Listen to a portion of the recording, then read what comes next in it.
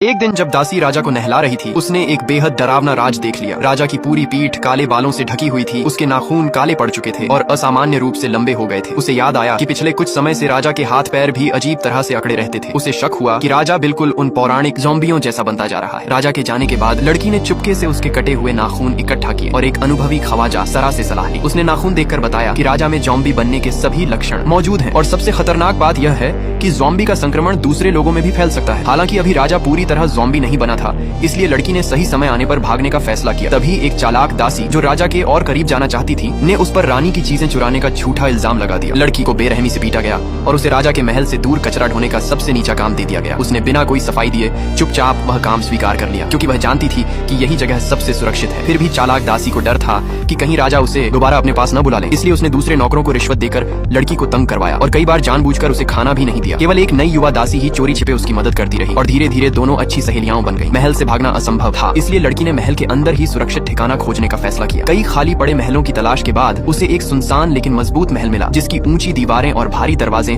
ज़ॉम्बियों को रोक सकते थे। उसने अपनी सारी जमा पूंजी से अनाज खरीदा, आंगन साफ किया, फसल बोई और यह देखकर खुश हुई कि वहीं एक कुआं भी था, जिससे पानी की समस्या भी हल हो गई। अब उसका सबसे बड़ा काम धीरे धीरे सारा राशन उस सुरक्षित जगह पहुंचाना था, लेकिन उससे पहले उसे राजा की हालत की पुष्टि करनी थी। उसने राजा की सेवा करने वाली एक दासी को रिश्वत देकर जानकारी ली और पता चला कि राजा लगभग एक हफ्ते के अंदर पूरी तरह ज़ॉम्बी बन जाएगा। लौटते समय चालाक दासी ने उसका मजाक उड़ाया और कहा कि उससे कचरे की बदबू आती है, लेकिन लड़की ने कोई जवाब नहीं दिया, क्योंकि वह जानती थी कि राजा के ज़ॉम्बी बनते ही सबसे पहले वही दासी मारी जाएगी। इसके